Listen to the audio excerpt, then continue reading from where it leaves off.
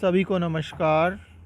भौतिक भूगोल के मूल सिद्धांत कक्षा 11 की पाठ्य पुस्तक का अध्याय 2 मैं जगसीर सिंह पीजीटी भूगोल पृथ्वी की उत्पत्ति एवं विकास को लेकर आपके सम्मुख उपस्थित हूँ।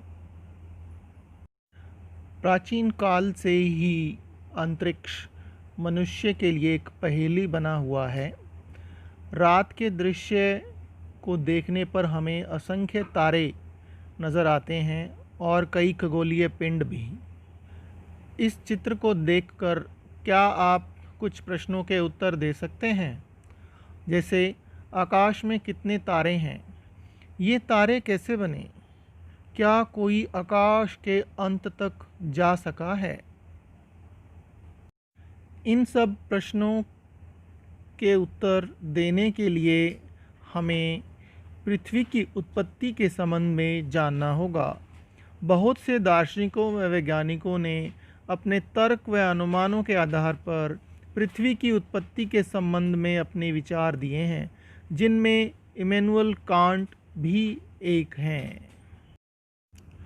1796 ईस्वी में गणितज्ञ लाप्लेस ने इमैनुअल कांट के विचार का संशोधन प्रस्तुत किया, जो निहारिका परिकल्पना के नाम से जाना गया। आइए अब बात करते हैं निहारिका परिकल्पना की। निहारिका परिकल्पना के अनुसार ग्रहों का निर्माण धीमी गति से घूमते हुए पदार्थों के बादल से हुआ, जो सूर्य की युवा अवस्था से संबंधित थे। बाद में सन 1900 ईस्वी में चैम्बरलेन और मोल्टन के अनुसार एक भ्रमणशील तारा सूर्य के नज़दीक से गुजरा, जिसके कारण सूर्य की सतह से कुछ पदार्थ निकलकर अलग हो गए और दूर जाकर सूर्य के चारों ओर चक्कर लगाने लगे। जैसा कि आप चित्र में देख पा रहे हैं, सर जेम्स जीन्स व हरोल्ड जेफरी ने भी इस मत का समर्थन किया और यह मत द्वैतारक सिद्धांत के नाम से जाना जाने लगा। द्वैतारक का अर्थ है कि सूर्य के साथ एक और तारा जिससे ग्रहों का निर्माण हुआ। बदलते समय के अनुसार विभिन्न विद्वानों ने प्राचीन परिकल्पनाओं में संशोधन प्रस्तुत किए, जिनमें रूस के ऑटो शिमिड और जर्मनी के कार्ल वाइजास्कर थे, जिन्होंने निहारिका परिकल्पना में संशोधन प्रस्तुत किया। इनका विचार था कि सूर्य एक निहारिका से घिरा हुआ था, जो हाइड्रोजन, हीलियम और धूल कणों से बना था। इन कणों के आपस में टकराने से बादलों का निर्माण हुआ और इनके बढ़ने के कारण ग्रहों का निर्माण हुआ, ऐसा माना जाता है। अब तक हमने ब्रह्मांड की उत्पत्ति के प्राचीन सिद्धांतों की चर्चा की। अब बात करते हैं ब्रह्मांड की उत्पत्ति के आधुनिक सिद्धांत, यानी कि बिग बैंग सिद्धांत।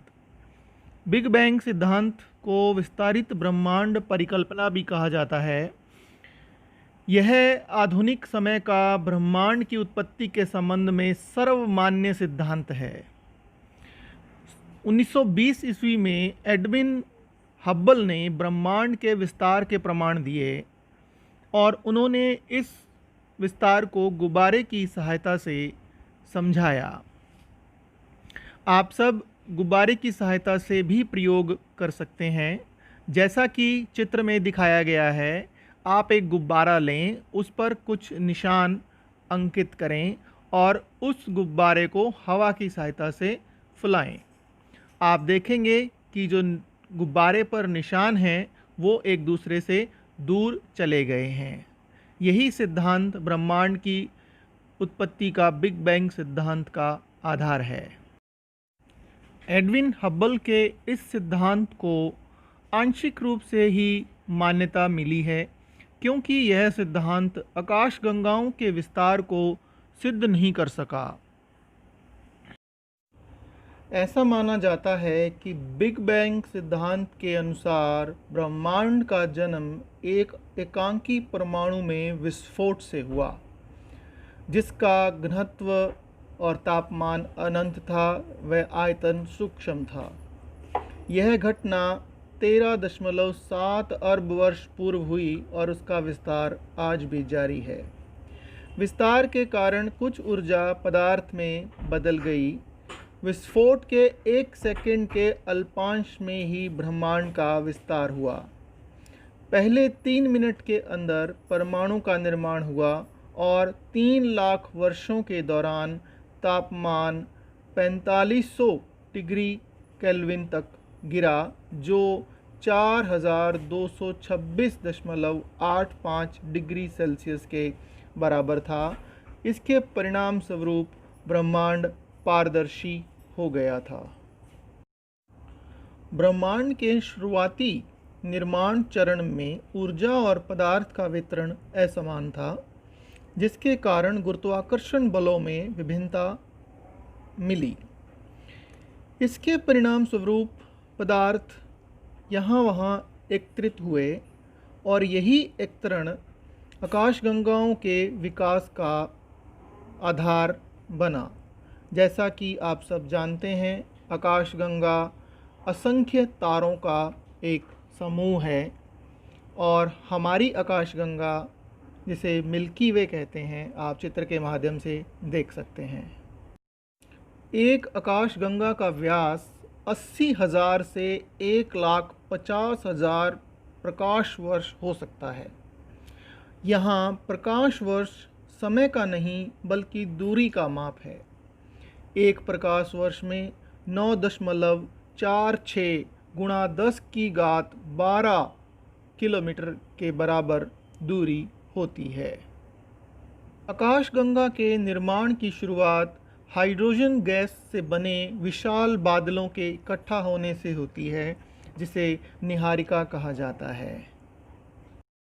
आइए अब चर्चा करते हैं प्रकाश वर्ष की। हम पृथ्वी, सूर्य और चंद्रमा के बीच की दूरी के आधार पर प्रकाश वर्ष की दूरी की गणना कर सकते हैं। पृथ्वी और सूर्य के बीच लगभग 14,95,98,000 किलोमीटर की दूरी है, जिसमें प्रकाश 3 लाख किलोमीटर प्रति सेकंड की दर से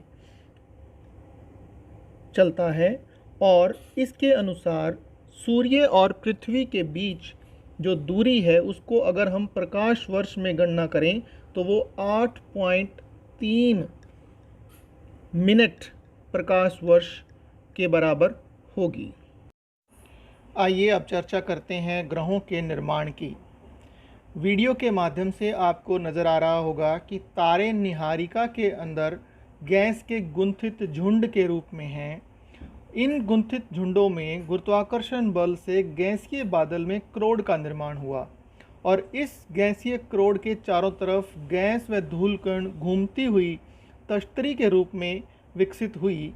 अगली अवस्था में गैसीय बादल का संघनन आरंभ हुआ और क्रोड को ढकने वाला पदार्थ छोटे गोले के रूप में विकसित हुआ।